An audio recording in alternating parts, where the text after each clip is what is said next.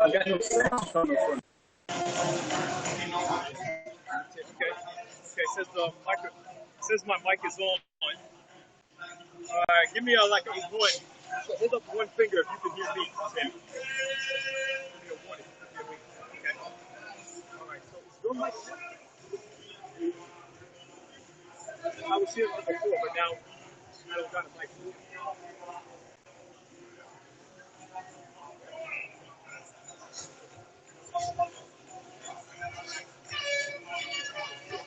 Problem is, I can't get close to the party and have you guys hear me. That's the unfortunate part.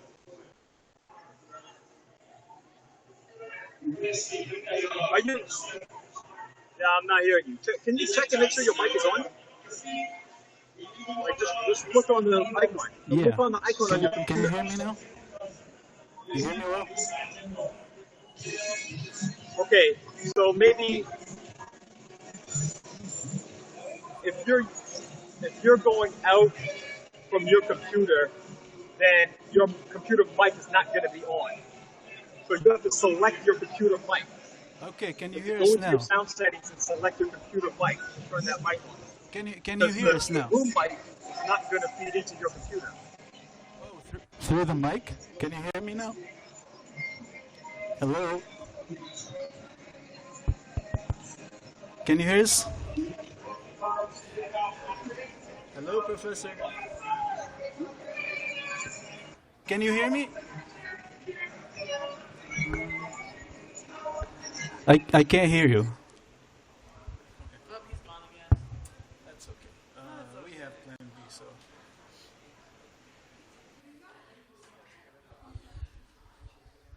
Okay, everyone. We're going to go ahead and start our lecture with Dr. Karen Reese. Dr. Karen Reese holds a PhD in physiology granted from the University of Wisconsin School of Medicine and Public Health.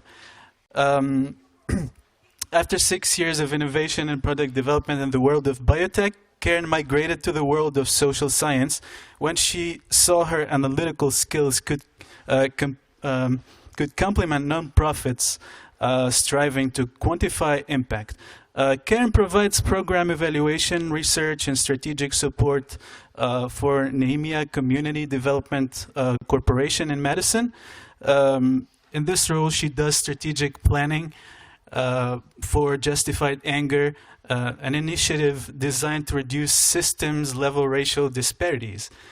Karen also shares her expertise on Wisconsin's criminal justice systems through workshops and invited presentations. As a founding member and president of Urban Community Arts Network, or UCAN, Karen develops programming and facilities community organizing in the hip-hop community. Karen was elected chair of the City of Madison's Task Force on Equity in Music and Entertainment. When she was not doing research and or organizing events, Karen enjoys the local music scene, particularly hip-hop, playing the cello and singing and fighting for social justice. So please listen carefully to Dr. Karen, and thank you so much. Thank you, Sammy. How are y'all doing today? Good. Last class of the day. Who's still got more left after this? Oh, I'm sorry. Well, thank you so much for having me today. I'm very glad that we were able to get a little shot of Carnival in Trinidad today from Professor D. We couldn't make the sound work, but I think he'll be watching on the phone at least partly, which that's dedication, right? Because if I was at Carnival, I probably would not be doing that. So today we're going to talk about a little bit about the local hip-hop scene. There are a lot of different things that are going on right now and have been going on for several decades in the Madison area related to hip-hop. We have a pretty awesome local music scene. Madison has really tried to establish itself as a cultural center, competing with Milwaukee and Chicago as being a place where people can come and do things related to the arts. But one place that we've been very very disparate in and very inequitable is in offering opportunities for people of color, offering opportunities for artists of color, and really being honest about why those things are happening. So my organization, as Sammy told you, is called Urban Community Arts Network. We call it UCAN for short. And yes, it's cheesy. And yes, we did that on purpose because people who give grant money kind of like that sort of thing. So it was very strategic. Our mission in general is to really support the local music scene, and we do that in a few different ways. The first way is by providing live opportunities for people to perform, specifically hip-hop artists to perform. So we've gone through a few periods of time in Madison where there has been absolutely no stage in nightlife or anywhere else where a rapper can be booked. And so during those times, we've done certain things to try to keep some kind of performance happening just somewhere so people can keep doing their art. We've also worked on promoting professional development. So one part of being an artist is a business. You can make a decent amount of cash on the side. You can make it your entire career using your artistic talent. And so we want to help artists figure out how they can use their brand and use their creativity to make some money, support their families. And so we do that through offering workshops. We bring in national celebrities from around the country and local celebrities to do workshops and educate people on what's going on. And then we also work to build a safe and sustainable hip-hop scene in Madison by working with government stakeholders and city stakeholders like venue owners and more specifically government agencies who are making decisions about what happens in our nightlife. And that's some of what I'm going to tell you about today. So what we're going to really focus on is first I'll explain a little bit about what Madison hip-hop is. What does that mean?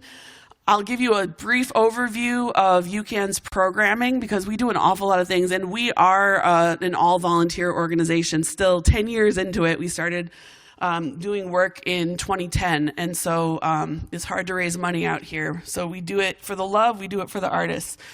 I'll tell you about a research collaboration that we have with the UW-Madison. So we've been working with the Department of Community and Environmental Sociology to collect some data and really improve the things that we do. And then I'll end by talking about the Task Force on Equity in Music and Entertainment and leave you with some of the things that are going on there. So getting started, first, Madison hip-hop scene. So when I talk about local hip-hop in Madison, I'm talking about a very specific group of people. And what hip-hop looks like in Madison is really composed of three different things. First of all, there's college artists. So we have a world-renowned program here at UW-Madison called First Wave, which is anyone in First Wave that's here today? Nope, because you learned that other places. So First Wave is an amazing program, the first of its kind across the country, where people can actually get a degree in hip-hop studies. It's pretty amazing. So there are some rappers that come out of this. It's not specifically rap. There's all kinds of different ways of expressing hip-hop music. I'm sure you all have learned the elements, dance, the DJ, graffiti, all those kinds of things. But when there is a rapper that's coming from the college, there's a certain level of trust that comes with it. So when someone's speaking and they have that UW-Madison label attached to them, it comes with a certain amount of credibility, whether or not that credibility is earned. But it's more likely for a venue to book an artist in this capacity because there's not really a lot of risk that comes along with it. Because if something goes wrong, they have UW on their side. So college artists is one category. The second category is national or regional touring artists. So this would be people that perform at larger venues.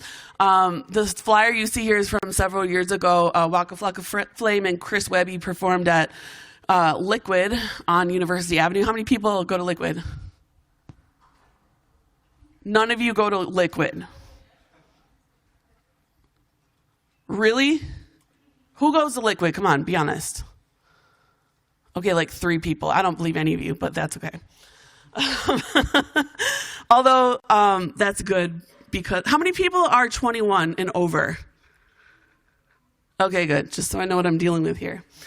So It's pretty self-explanatory. These are artists who perform in Madison, but they're generally booked by either a bigger venue or they're booked by a bigger promotion company that has the funds to be able to bring these big artists in and pay them. Now, these situations are pretty unique because, for one reason, the marketing for these events, from Club Liquid to now the High Noon Saloon, Orpheum, Majestic, any of the bigger venues that we have, generally the marketing that goes out for these are targeted very specifically to white college crowds.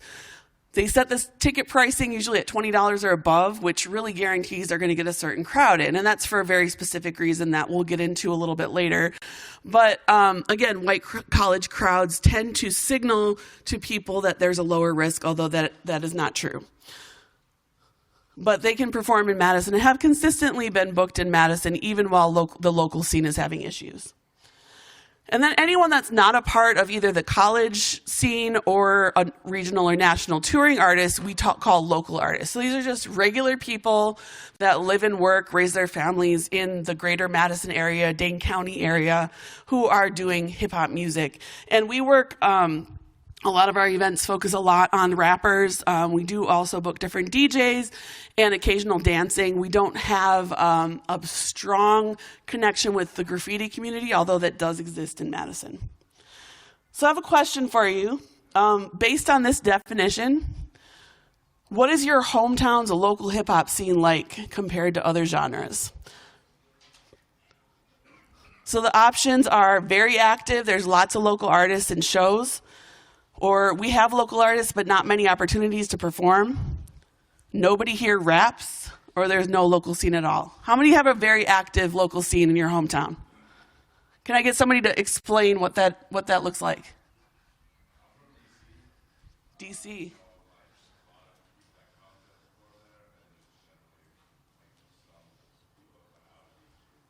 Okay, yeah, specifically local artists.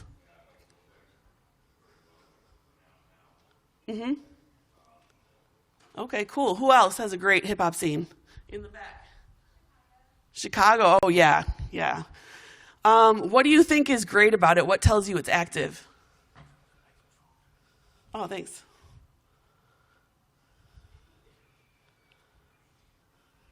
Have you gone to a lot of shows? Oh, okay. The school I went to for high school, Jones College Prep, was this high school that Chance graduated from. So, like, the library that's close to the school, there's a underground hip-hop scene there, and that's Harold Washington Library, and that's where Chance got his start. Yep. So that's super dope. And they also do open mic nights. Like Chance goes and he hosts them. Like, I don't know if anybody's seen the show on Netflix, Rhythm and Flow, but when they do open mic nights, that's where Chance went to recruit talent for it. That's awesome. We got to get him to drive up here. It's not a very long drive. Who has no local scene at all? No local hip hop scene down here? Can you give her the mic? Sorry, making Sammy run around tonight. Yeah, there's not. Where are you from? I'm from a little town called Cameron, Wisconsin, which has 1,700 people in it, and it's legally a village, not a town. Do you have any local music scene at all, or is it just no hip-hop? Nothing. Nothing to do? No. Okay, thanks. Who has local artists but not many opportunities to perform? Over here? Yeah, go ahead. He's way back there.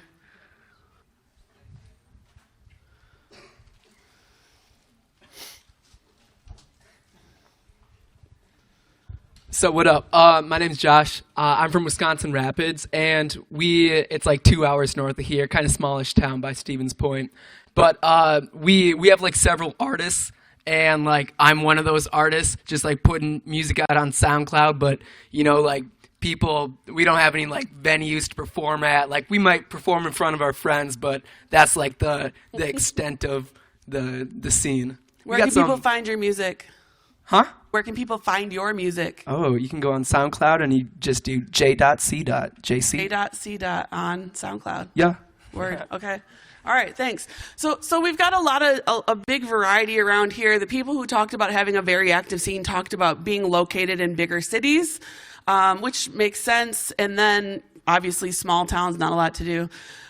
Madison is an interesting situation. It's not a big city, but it's not a small city either. So we have enough venues that there are, things to choose from. If you've ever looked at the entertainment section in the Isthmus or the calendar guide in the Isthmus, you'll see there's multiple things to choose from every weekend. Not always what you want to do, but there's a lot of things to do.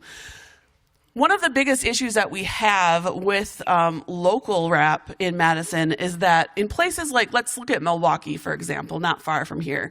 Milwaukee, for example, has some similar problems with local hip hop. Same goes for Chicago. I'm not as familiar with DC, but we still have the same kind of stigma where people, nationwide, rap music is pop music. Yet people are still largely afraid of what rap music can do. There's still this threat that rap music is violent or is going to incite violence. And so we'll have things happen at different venues in different places, like in Milwaukee, and venues might stop booking hip hop. But in a place like Milwaukee, if they stop booking hip hop on the north side, then there's still venues on the south side where people can perform. So they can move around a little bit and the scene doesn't die. What happens in Madison is that when it shuts down, it shuts down. And so we've gone through periods of 6 months to a whole year where no rapper hits any stage in the nightlife at all until we can talk them into starting to book again. So the current narrative is the following, and this is what makes it so difficult. The current narrative is that hip hop is code for black. So we all know that, in this country was built on a foundation of slavery, of kidnapping African people and bringing them over here, and then having some of the most violent chattel slavery that has ever existed in the entire world. We like to pretend that ended with Abraham Lincoln. It didn't end there. It has gone on until present day.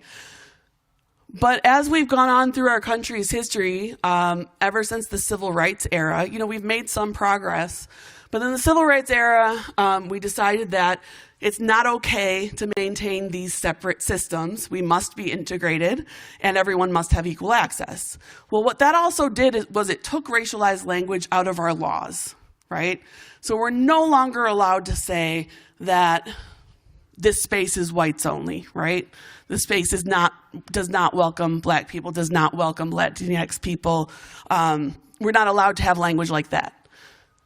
But just because we changed laws on a national level doesn't mean that we were able to change minds or change practices for people. So we had a good 400 years of doing things a certain way in this country.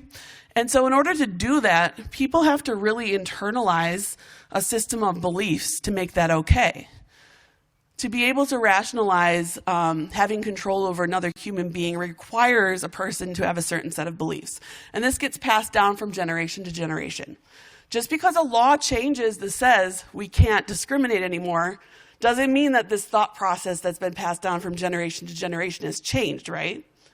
So we never did that work to fix it. So we still have all these different racialized structures and institutions that exist in our society. And this goes beyond personal racism. So people still have racist beliefs and still have racist ways of doing things. I'm not even talking about that here. I'm talking about the way our structures were built, the way our institutions were built that have maintained this system of racism. So in Madison and other places, what that looks like is instead of saying we're afraid of a large group of black people, we say we're afraid of hip hop because we think it might be a problem, right? And not to say that hip hop is all black, but in Madison, we're usually talking about crowds that have a majority black crowd, and then we have majority black artists here in Madison. So just looking at the demographics. The other thing that comes up is that hip hop is a public safety threat. So it's widely believed, very strongly believed, that hip hop causes a large amount of violence. So if there's a hip hop event at a show, at a venue, people really believe that there's a high probability of there being a violent event, a fight, a shooting that will happen at that venue. And venue owners, of course, don't want to take that risk. And then finally, there's a belief that hip hop adds no value to the community arts scene. And we know that, you're taking an entire class on global hip hop. So we know that hip hop is a very valid culture, a very rich culture, and is really an important part to make sure that we have a well-rounded cultural scene here. So I'm going to talk a little bit about some of the things that we've done about this, and we'll kind of come back to this narrative at the end of the day to try to talk about why these things aren't true. So just looking at some of our programming, one of the things that we do is a summer concert series called For the Love of Hip Hop. It runs every June through September. We have 6 shows on State Street from 5 to 7 at night. And then we do a couple shows in parks and whatever else might pop up. We have a professional development program arm called Level Up. And then we have done the Madison Hip Hop Awards in the past. So the summer concert series, the purpose is really to give the local artists a regular venue to perform. And this is what happens when periods of time go by where we can't get anyone booked on stages. We just took it outside, right? Take it back to the streets. Another thing that happens here is it really gives us a chance to kind of start to bust some of these myths and break up this narrative that hip hop is violent by just showing people, right? So doing it out in public where there's a lot of just regular community members walking by can see hip hop happening, can see rap music happening, and see it being fun and no threat whatsoever. One of the most important parts of this is that artists and DJs get paid. So fitting in with our mission of promoting professional development, we really want to make sure that we're showing artists that we value their contribution to the scene. And we're able to do this by grant money that comes from the Madison Arts Commission, which is the city's way of supporting local art. And then Dane Arts has, the Dane County has a cultural affairs department and a grant program that's called Dane Arts. So they fund this, they help us pay the artists. And I just want to show you a brief video of what this looks like. Can I see my...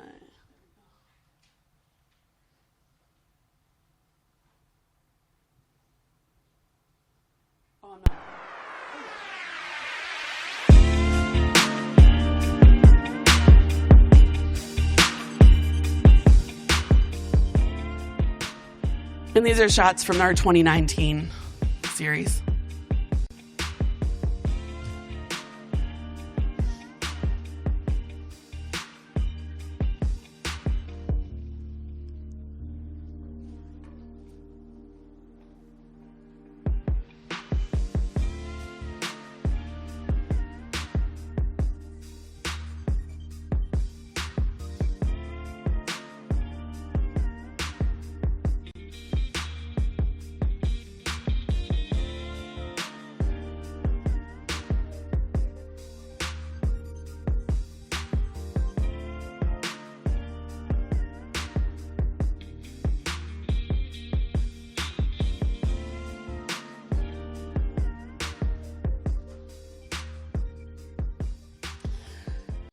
So you can really see the diversity in the people who are attending this show and the people who are performing on this show. So we have all different kinds of artists. We have singers, we have rappers, we have dancers. We have all different kinds of community members that are just walking by looking to have a good time. The next set of things that I'll tell you about is our Level Up entrepreneurial training. So this happens in a few different ways. We have one program that's called Academic Wrap Up, and this is a program where we actually create artist residencies within local schools. We've done this in middle schools and high schools, and we'll talk about this a little bit more on Thursday. But I do just want to show you one video of what the kids put together. So this program started out in a 6th grade middle school classroom, Blackhawk Middle School on the north side. And a teacher came to us and said that she knew her students were really into hip hop, and she was trying to really figure out a way to get students in her classroom more engaged, and she wanted to bring hip hop into the classroom. And so being a science class is not something that we usually expect to see. I mean, you see this stuff come up in English classes and philosophy classes, but to come up in a science class was really interesting. So we put together a program that is happening now, I believe, for the 6th year, just getting started this year, where kids write raps about climate change. And they also go to the public library, record their song, and they're able to go down to the Capitol and talk to some legislators as well. So I'll just give you a little bit of this so you can hear the kinds of things they're talking about. Not the best video, but this is my favorite song that they've done. Climate change is insane. What you say? Climate change is insane. Okay. We're the ones to the blame. What you say? We're the ones to the blame. Greenhouse gas the cost. Sea levels are rise. When extreme weather come, people start to lose their lives. Crops start to die. Prices start to rise, causing poverty for our lives. Did you know 90% of heat produced by greenhouse gas is absorbed by the sea due to the ocean? 3 million people displaced find themselves put into a mysterious place. If the ocean rises just 2.9 feet, over 9 million people drown because of the rising heat. The sea level's basically flooding money, but the sea level thinks it's real funny. All the property damage.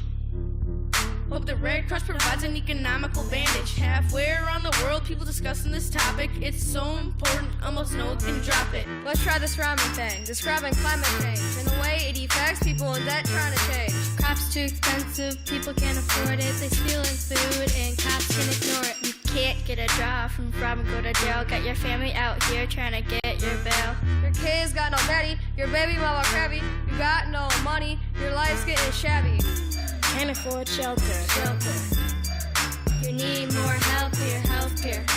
Freezing in the winter. In the summer, sun blister. Extreme heat causes CO2 to be released in the atmosphere with trapped heat. Hurricanes have been much stronger in the past. Too many fossil fuels, let's burn up greenhouse gas. We'll lose more land from floods. We'll hear more louder thuds. Buildings are having falls. There will be bigger rainfalls. Extreme heat's starting to change lives. Now crops are starting to die. Food prices starting to rise. Getting harder to survive. Climate change. All right, so you get the idea. Aren't they adorable? And the cool thing about this program is that the kids have never rapped before. They don't necessarily even like rap. But it really is about having artists come in and work with them, specifically having artists of color that they can see in the front of the classroom. And one of the issues we'll talk about on Thursday is the fact that we don't have, we have a very diverse Madison public school district, but we have a very non-diverse teaching staff. So we have about 93% of teachers, certified teachers and staff in the Madison school district who are white. And we're almost about 50% white district. So we really, really need to work on that. The next thing that I want to show you is our Beatmakers Brawl. And this is a summary. This is just a highlight video from a couple of years ago. So what this does is it highlights the producer. And it looks at people who are making beats, obviously the music behind the rap music. And they go head to head with their beats, and it's an elimination process. And we're able to give a cash prize and then some other stuff. But what we do here to promote the professional development is we always fly in a judge who is nationally renowned. We've had Cardo, we've had Rock Wilder, we've had Illmind. Google them if you don't know them. They're phenomenal producers. And they do a Q&A session with 2 other local experts. So we want to do 2 things. We want to use a national name to draw, and then we want to make sure that we're honoring our local expertise. Because another thing that Madison likes to do is call people in from outside and pay them a lot of money when we have very smart minds right here at home. So...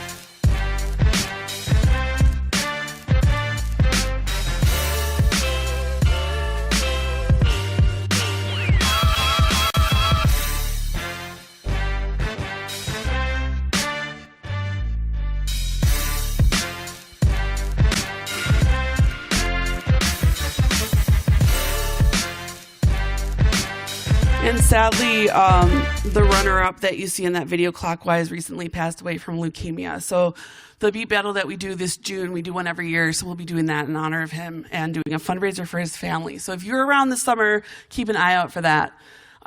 You also saw, you saw AK from Do or Die, who came up from Chicago for that.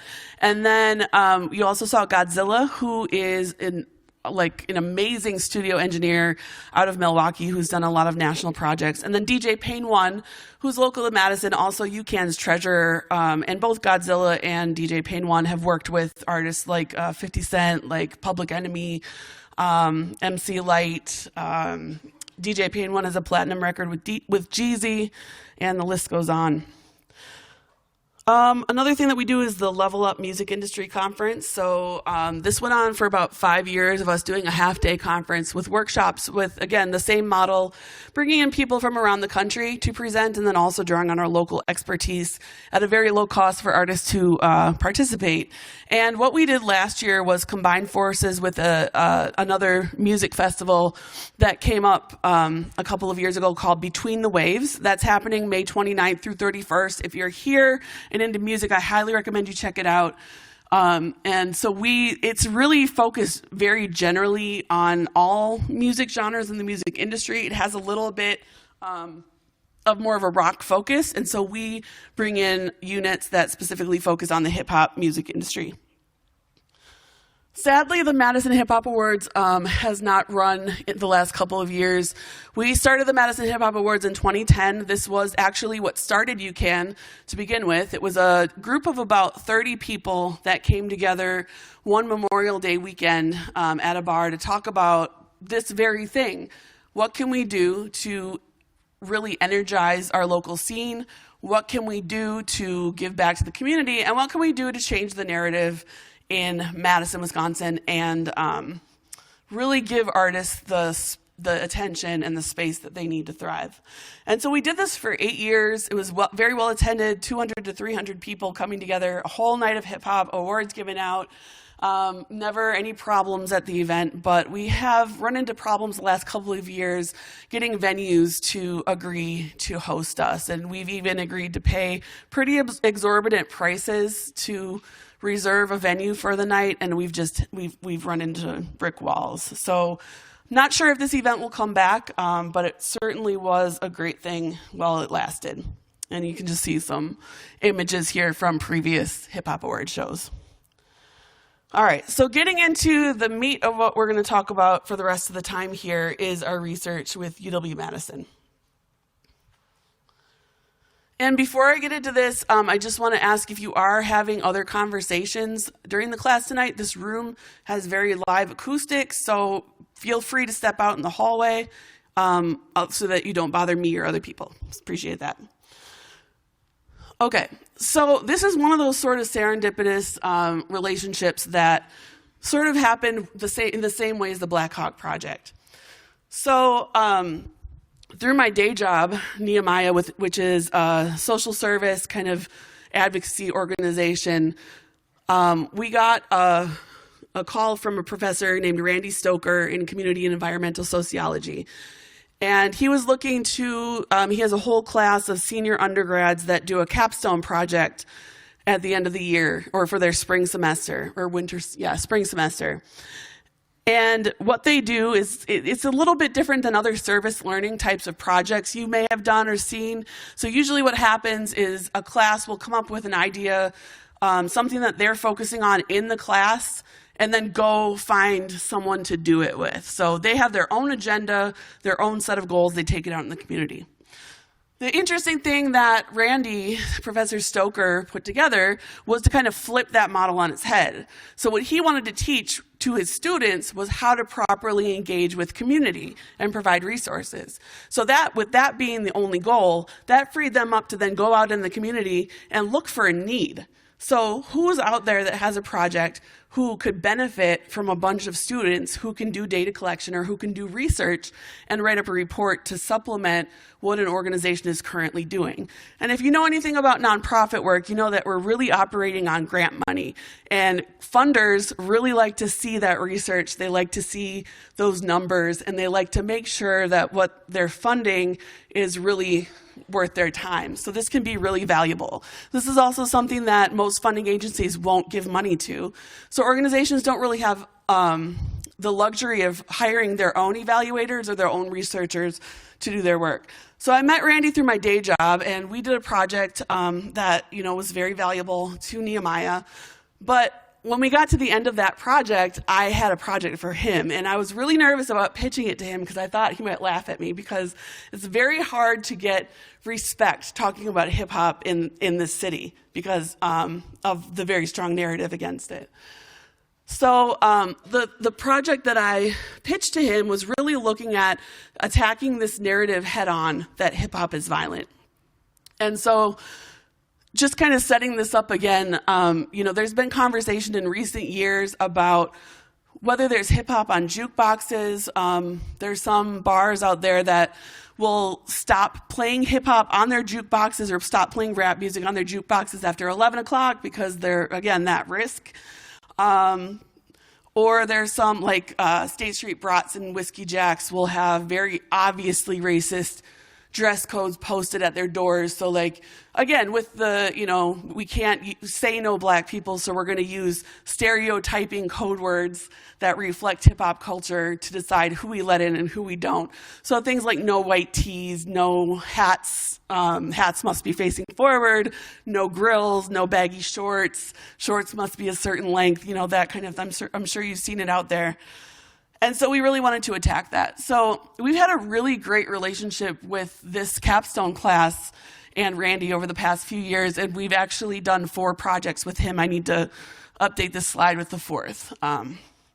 But first, I want to ask you a question about this, and I probably swayed your answer, but I want you to answer honestly what you think, because what we're doing in this study is we're answering this question because we didn't know what the data would show us.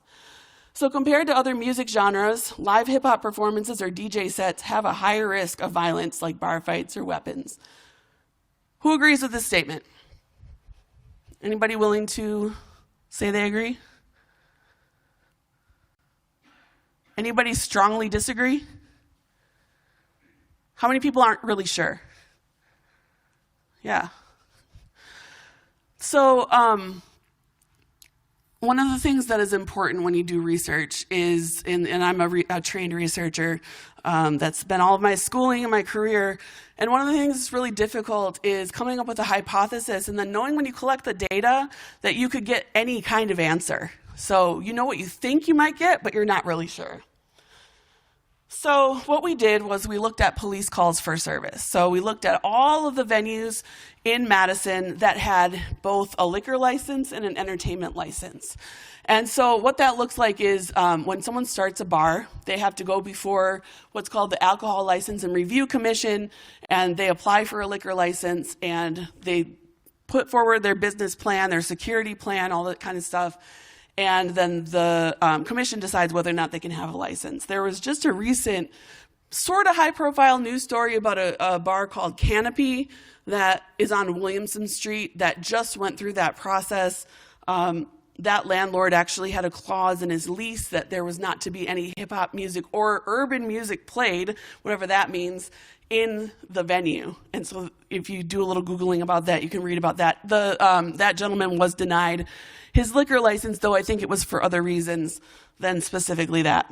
So what we did is we had a partner at the Madison Police Department, and we chose an 8-year time period. We chose 8 years because it seemed like, enough time that we could get sufficient data. And then we chose a very specific time period because we wanted to catch some of the times Madison hip hop kind of goes through these phases. So we go through periods of time where we have a lot of shows happening, people are collaborating, people are going up, we're filling venues, people are making money, everything's going great. And then we go through periods of time where there will be something that happens, like a fight at a bar.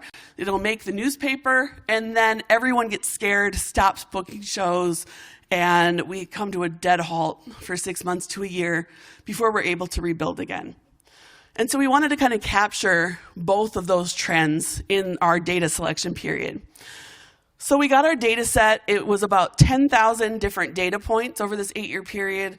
We kind of winnowed that down by cutting out things like, hang-up calls to 911. Sometimes the police will do property checks where they just go and walk through the building, so that wasn't indicative of any problem happening.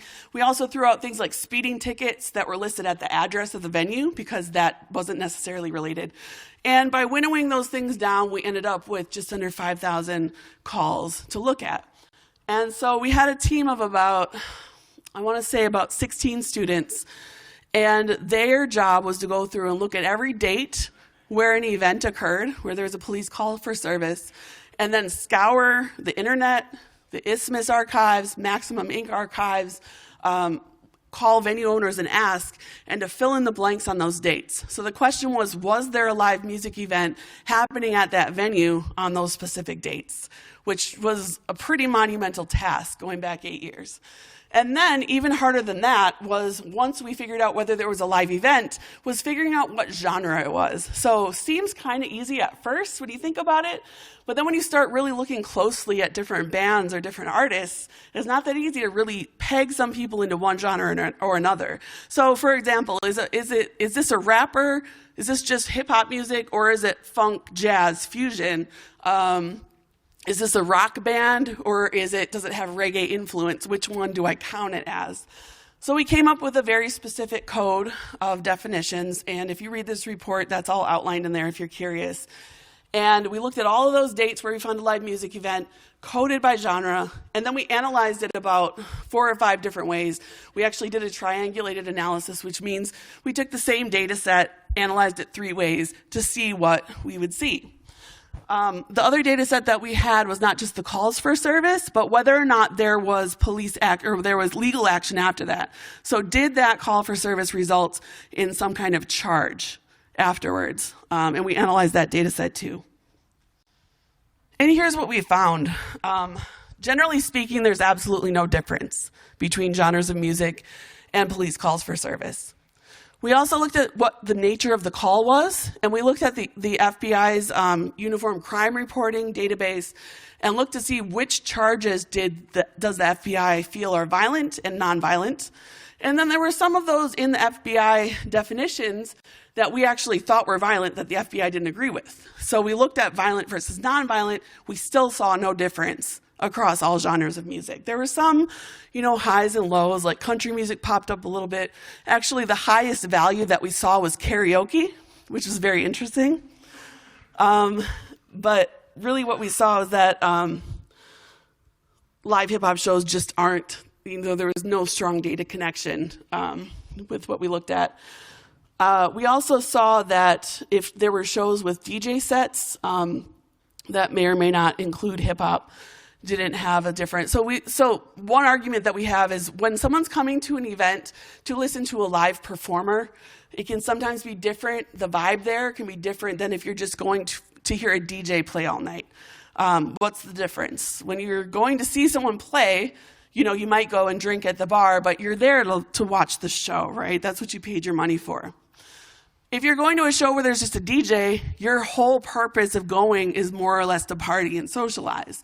So in those situations, we've observed in some cases, just anecdotally, those situations can get a little more lively because people are usually drinking more, they're dancing, and there's more opportunity for things to happen between people, but we didn't see a difference there either. We didn't see a difference in charged offenses.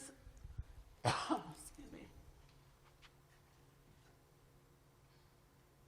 And then probably the most interesting finding was that this data set included 11 calls for service that were coded as weapons violations, so guns or knives.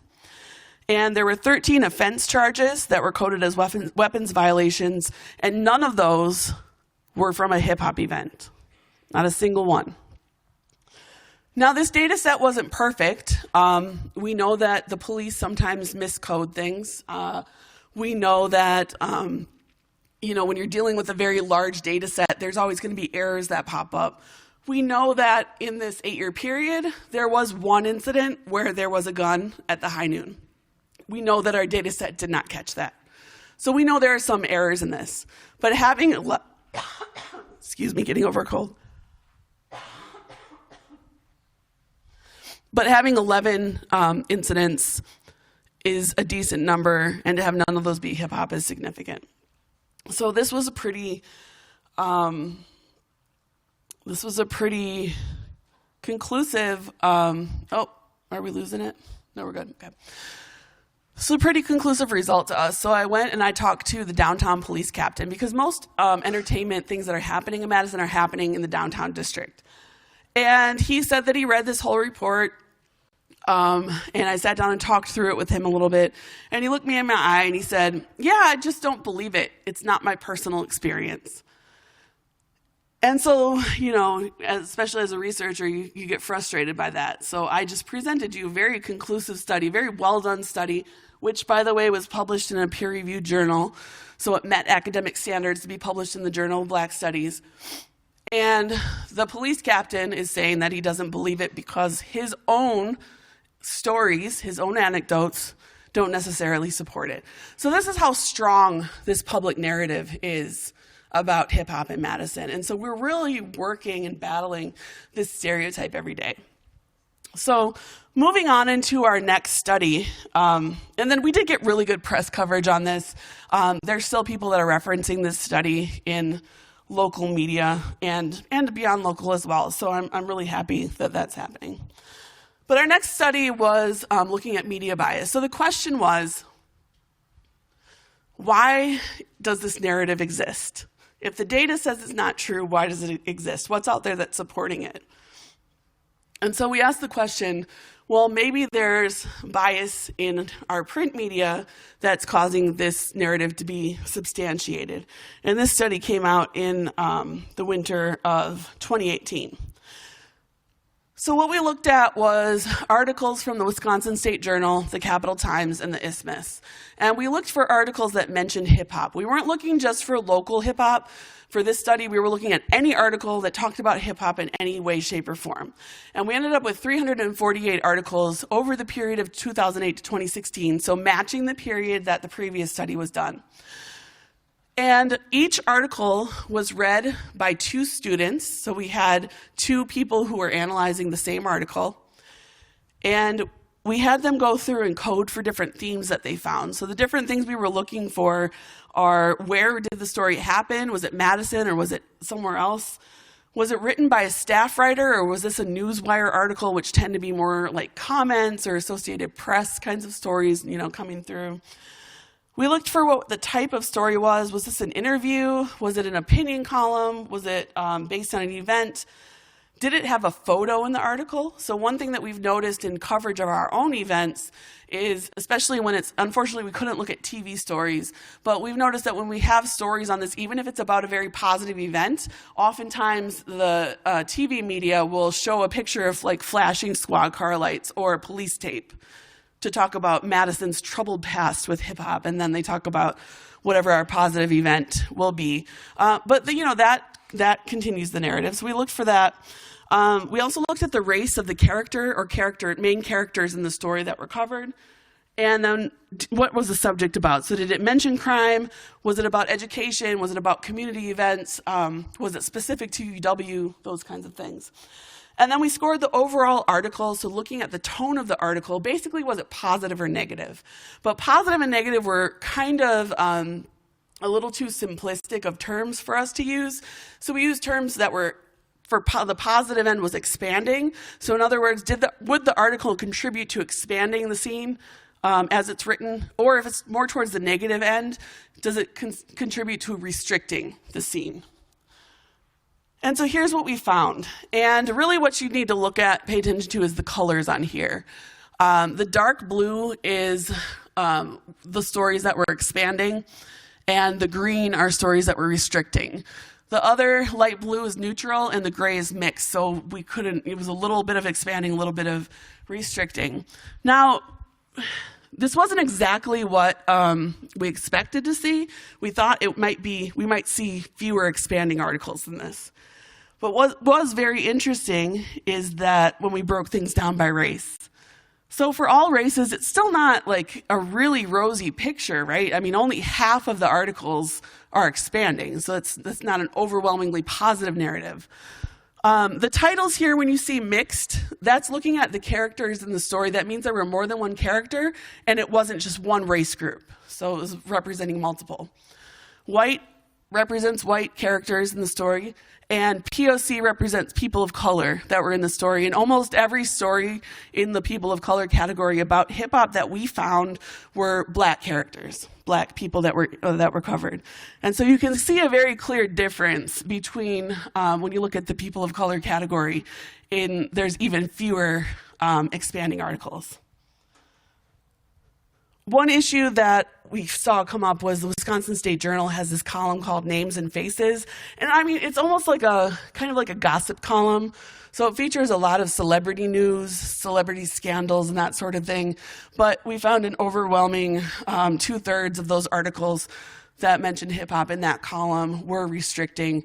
So one of our recommendations was maybe there's, what real journalistic purpose is that section including, especially if it's possibly contributing to racial bias.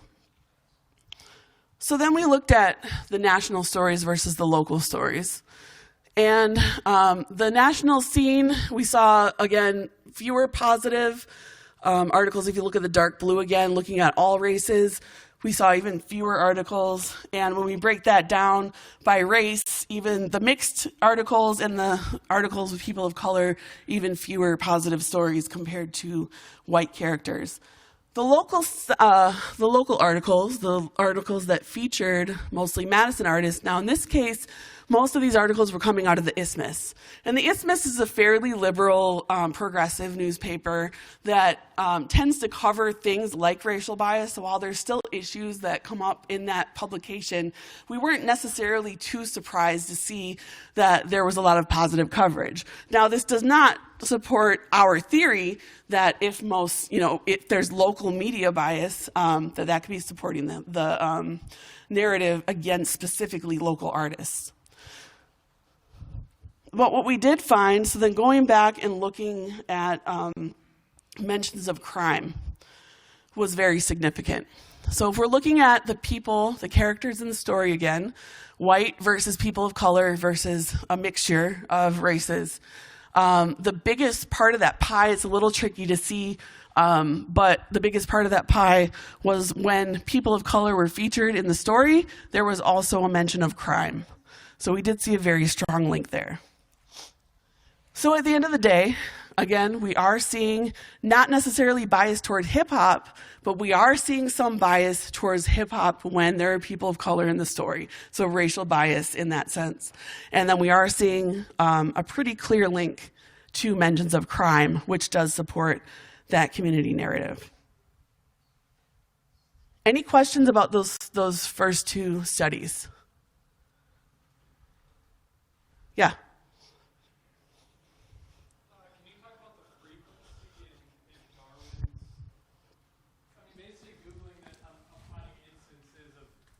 And shots fired that didn't result in charges?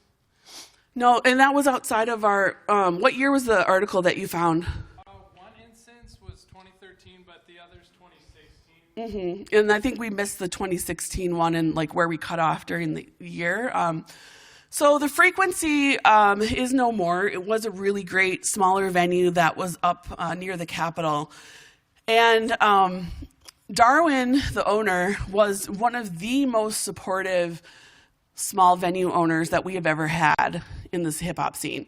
I'd say the only comparison to that was Kathy Detmers, who used to own the High Noon before Frank Productions took over everything. And so right now, it's worth it to say that in this city right now, there's a monopoly on our entertainment venues.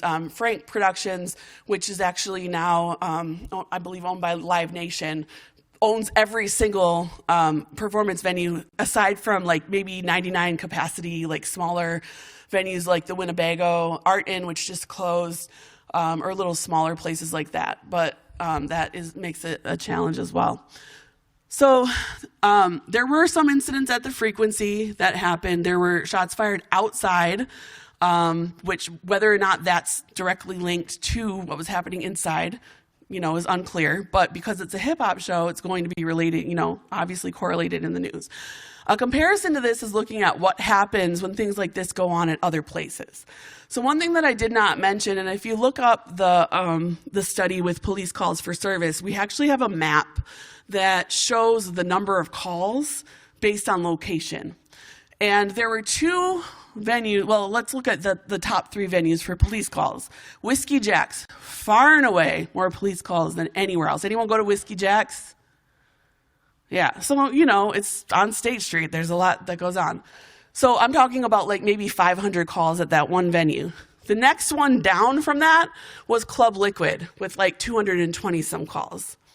And then the next one close to that was a place that was called Our Place, the letter R because the owner was Rick, Our Place on Park that operated from about 2011 to 2013 that was very heavily scrutinized by the city and was shut down. So, do things happen at hip-hop shows? Absolutely. Is it different than what happens anywhere else? Nope. And so, a comparison is, you can look up, there was a shooting outside, before it was Club Liquid, it was Segredo's. And there was a shooting that happened outside there, and there was all kinds of press about that. And really the main story about that shooting was that these weren't people that come to Segredo's and patronize it, but these were just random people that are showing up near the college that are causing harm and harassing patrons. Now, I happen to know the person who did the shooting, unfortunately, and I happen to know that they went to that club, went to Segredo's every single weekend. So just the way that was discussed was, we're going to distance this from the college community, we're going to distance this from a bar and university, and we're going to call it something else, city crime, right? As opposed to what happened outside the frequency, where we're going to link that directly to what was happening inside. So, yes, things happen, but how are they treated? How are they presented? And then what does the city do with that information once it has it? So, for example, with the Segredo's example, and I think it was at that time, it could have been before, but you can Google the 600 block of University Avenue. If you've ever walked down that block, Thursday through Saturday, cops start showing up at like 9 o'clock, right? They're lined up along that block. And the reason they're lined up along that block is because there's something called the Downtown Safety Initiative. And when there was violence on University Avenue, the mayor said, we need to do more to protect that block. And the mayor invested $100,000 more into policing that block to keep people safe. A comparison happens with the Our Place on Park story. So this was this little bar way down South Park Street that was Black owned and that was really intending to cater to a Black crowd, and that's what he got. And it was a great spot. He had to sue the city to get his liquor license in the first place. At this time in Madison, there is one Black-owned bar.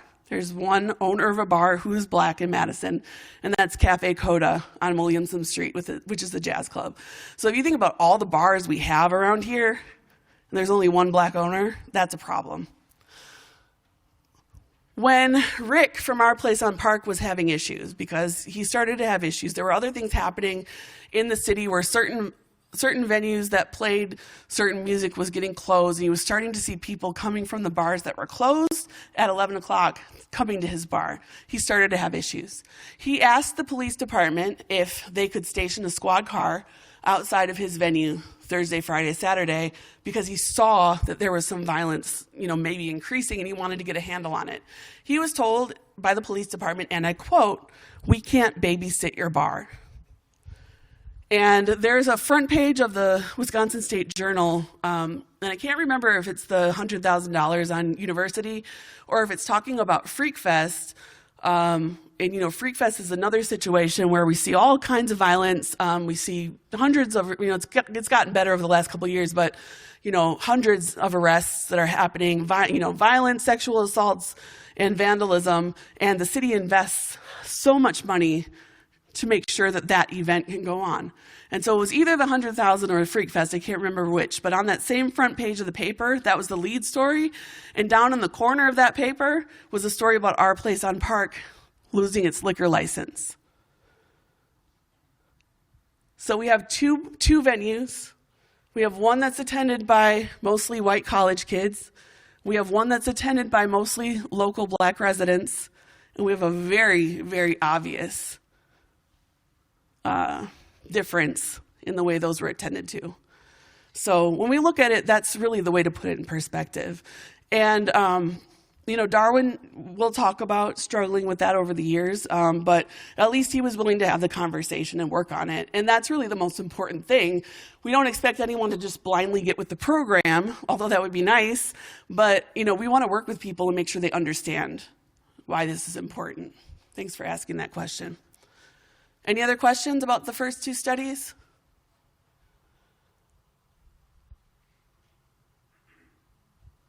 Methods or just people who don't agree with my conclusions? I was just curious, in the first study, if you looked at comparisons on numbers of crimes reported and just frequency of the events happening. So the frequency of the events happen. So you're asking, did we look at the types of crimes happening and the frequency of them happening? Are you asking about the entire city? I was just curious, you mentioned that karaoke had turnout, and I was thinking, is that because it has the most number of events happening? Oh, no, we did normalize by the number of events because we knew that we didn't want to bias our results by saying that we knew that hip hop had fewer number of events compared to almost anything. And we didn't want to say there's obviously less police calls because there aren't as many events. So we did normalize by that. Yeah, good question. Anything else?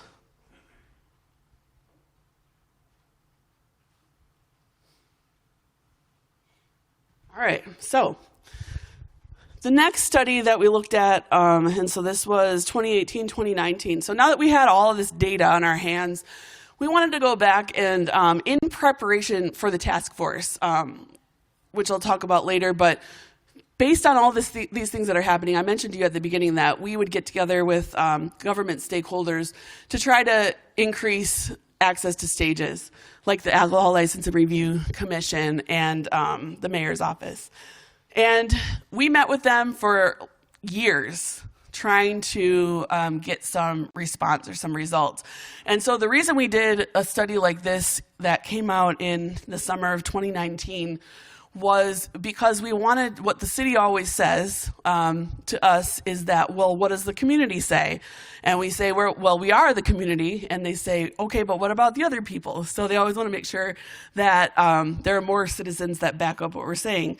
And so we went out and we did some community organizing, and then we basically did focus groups and interviews with artists, rappers, DJs, promoters, managers, and fans, to kind of catch the pulse of what the community was saying. What does the community think about our hip hop culture?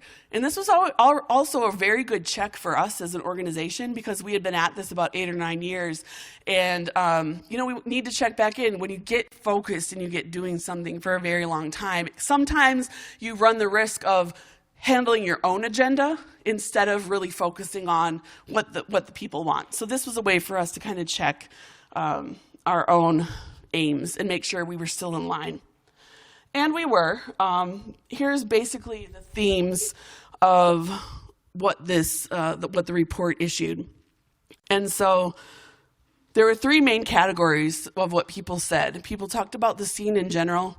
People talked about the barriers that they were facing, and then people talked about strategies for developing an equitable music scene. And people reflected the feelings that they really felt under-recognized and under-supported in the scene, particularly artists, and then fans backed up that sentiment. People also talked about there being a lack of solidarity. So one thing that happens is building community is one thing, but building community relies heavily on having a common place to gather where people can come and share common ideas, right? Common interests. And what has happened over the last couple of decades with Madison Hip Hop, as I said, we go through these periods where everything's going great, we have places to go, and then it comes to a screeching halt. And I'm talking about there's literally nowhere in an independent venue that will book an artist for usually 6 months to a year, and then we rebuild. But in that 6 months to a year, when people aren't coming together anymore, that really fragments relationships. It fragments business relationships, it fragments friendships, and it fragments our understanding of what it means to have an artist community. And we have to rebuild every time. And so this lack of solidarity comes in part from that phenomenon. When we look at the barriers, people mentioned underrepresentation in the media. They mentioned misconceptions, so people just plain not understanding what hip-hop is about and what hip-hop culture is about, not understanding the difference between hip-hop and rap music and what that means. Also venue issues, and then again here, the lack of solidarity was recognized as a barrier. And then finally looking at strategies, we asked what would people want to see to improve this. And people want to see strategies that improve the perception of hip hop in Madison. How do we get the general community to think about this in a different way? How do we increase access to venues and radio? How do we improve relationships with police? Because we see, I haven't talked about this tonight, but there are several examples where police were called to venues and we see this huge over-response. For example, a scuffle between two women in 2009 at the Brink Lounge resulted in about 20 officers storming down the steps and really escalating the situation. So we've seen that several times. And then finally, just promoting unity. So that was really helpful to us, not just to get the information, but to have an opportunity to pull people together and remind them of what we're trying to do. The last study that we did was based on the task force, so I'll mention that briefly in a second. So this was something that we had worked on since about 2010, 2011, where people tried to call attention to the inequities that were happening. And there were some meetings with the mayor's office before UCAN started that resulted in artists working and a promoter working with, this was Shaw Evans and Dexter Patterson, Dexter who's also known as Tef Man, a rapper in Madison, and they came up with a list of best practices that venue owners could use for hip hop shows to kind of, quell the feeling that hip hop was violent. So if you follow some best practices, you might increase your chances of having a successful event. And this was reviewed by the Alcohol License and Review Commission, but nothing really happened with it since then. The scene hit another dead stop in about end of 2011, 2012. And so this was the point where UCAN picked it back up again and said, hey, we got to do something about it. And so we met for about 7 years with different city groups, the police department, the Alcohol License and Review Commission, the mayor's office, the Madison Arts Commission, and civil rights, having these conversations about what we could do policy-wise, regulatory-wise, legally to stop this from happening. Eventually, it was decided that we would have a task force, and so that was good because it was a move rather than just stagnation. It did take 2.5 years for them to decide what city department should staff it, which just gives you an idea of how quickly the wheels move in government. But we were looking at, what is the shared responsibility among government, among venue owners, and among the community to make sure that this happens? Because there's violence happening everywhere in the city, right? So how do we make sure, if we want to solve a violence problem, then let's work on a citywide violence problem. Let's not target it to one area of the arts, right? And this was the response that we got by the newspaper. So there's this comic artist, this artist, Phil Hands, who does, commentary pictures like this. And the task force was introduced by saying the mayor was coming up with a task force to keep hip hop safer. And this was the caricature representing, looking like Flava Flav from Public Enemy in the 80s, dressed in a very stereotypical gear. And he says, I'm Soggy P, and I'm here to say I want to promote hip hop in a safe and responsible way. So just making a joke of it, and just kind of indicating where the city is on it. So nevertheless, we persisted, and The task force was made up of 11 different people, 6 people from the community. So we had a couple of artists. I represented UCAN on the task force. We had a promoter. We had Darwin from the Frequency, who didn't own his property, but owned the business and rented. And then we had Matt Girding from the Majestic, who owned and operated that facility. And then we had several different city committees represented, like the Alcohol License Review Commission, Public Safety, and Equal Opportunities. And our aims were to look at what are the root causes of this. So we really wanted to make sure that in this official government report, we pointed out what the root cause was. And it turned out that I thought this was going to be difficult to lead a group through a process to really, without saying what I thought it was, to get the group to agree. And at the end of the day, the group very easily agreed that the root cause of this inequity is racism. So that was very apparent to everyone involved. Whether or not they agreed on the solutions, they agreed on that part. And then we were to explore best practices, and we go to 6:45, right? Okay.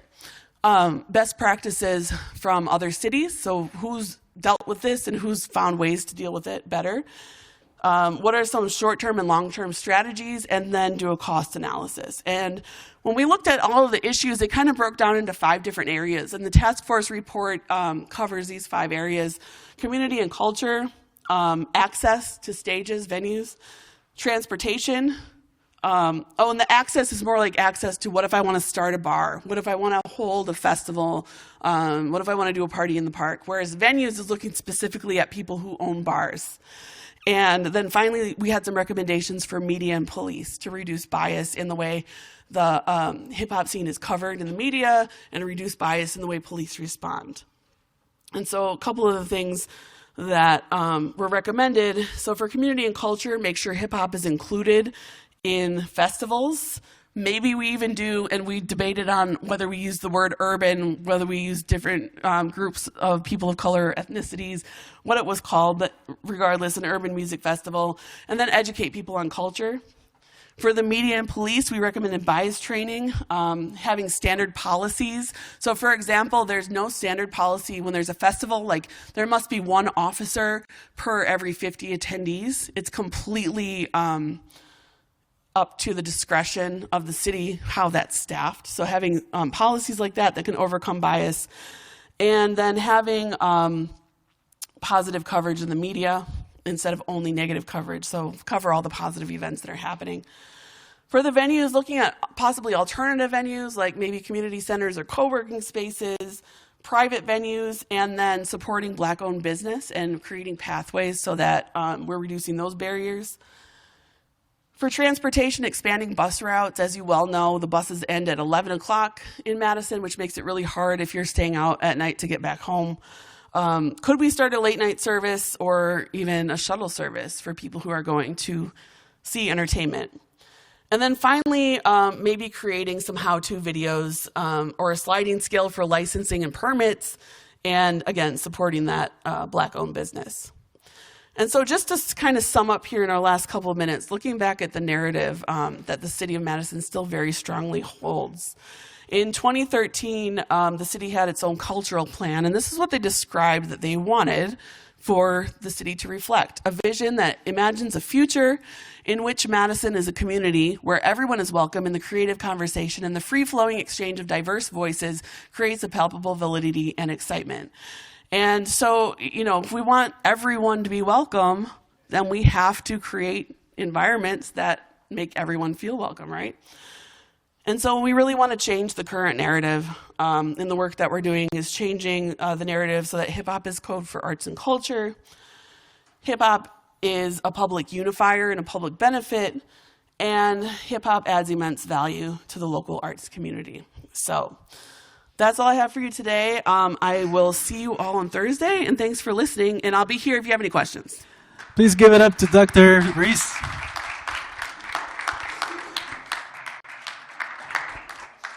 So we're going to skip the top hat questions, and I want you just to do your attendance.